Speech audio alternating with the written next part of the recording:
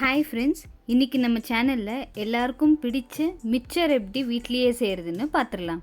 Evening time tea கூட சாப்பிட்றதுக்கு எதுவும் இல்லைன்னு நினச்சிங்கன்னா கண்டிப்பாக இந்த ரெசிபியை ட்ரை பண்ணி பாருங்கள். கிறிஸ்பி அண்ட் டேஸ்டியாக சூப்பராக இருக்கும்.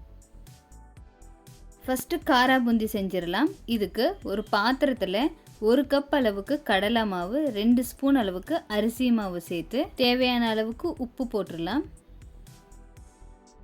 ஃபஸ்ட்டு எல்லாத்தையும் நல்லா மிக்ஸ் பண்ணிவிட்டு அதுக்கப்புறம் கொஞ்சம் கொஞ்சமாக தண்ணி சேர்த்து ரொம்ப கெட்டியாக இல்லாமல் இந்த கன்சிஸ்டன்சி வர்ற வரைக்கும் மிக்ஸ் பண்ணிடலாம். இன்னொரு பக்கம் எண்ணெயை நல்லா காய வச்சிடலாம். மாவு ரெடி, எண்ணெயும் நல்லா காஞ்சிருச்சு.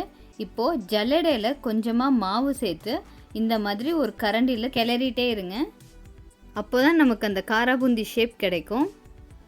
பாருங்கள், குண்டு குண்டாக க்ளீனாக காராபூந்தி ஷேப்புக்கு வந்திருக்கு. முடிஞ்ச அளவுக்கு ஸ்நாக்ஸ் எல்லாம் வெளியே வாங்காமல் வீட்லேயே ட்ரை பண்ணி பாருங்கள். செய்கிறது ரொம்ப ஈஸி. ஒரு 1/2 அன் ஹவர் செஞ்சோன்னா 3-4 நாளைக்கு வச்சு சாப்பிடலாம்.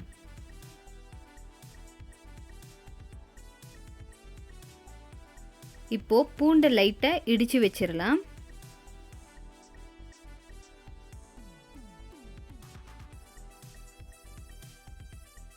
ஃபஸ்ட்டு பூண்டை ஃப்ரை பண்ணிடலாம். ஃப்ரை பண்ணிவிட்டு கொஞ்சமாக கறிவேப்பிலையும் அது கூடவே போட்டு ஃப்ரை பண்ணி எடுத்துடலாம்.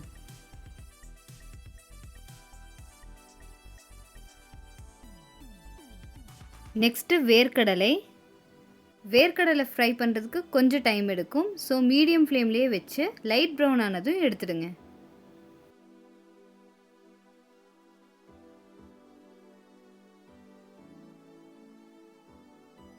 நெக்ஸ்ட்டு பொட்டுக்கடலை போட்டுடலாம். இது கொஞ்சம் சீக்கிரம் ஃப்ரை ஆகிடும். ஸோ பார்த்து மீடியம் ஃப்ளேமில் வச்சு லைட்டாக கலர் சேஞ்ச் ஆனதையும் எடுத்துடுங்க.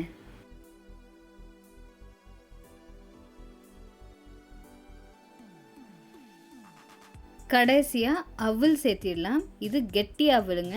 பேப்பர் அவல் அவ்வளோ டேஸ்ட் இருக்காது. ஸோ கெட்டி அவல் சேர்த்துனீங்கன்னா தான் நல்லாயிருக்கும்.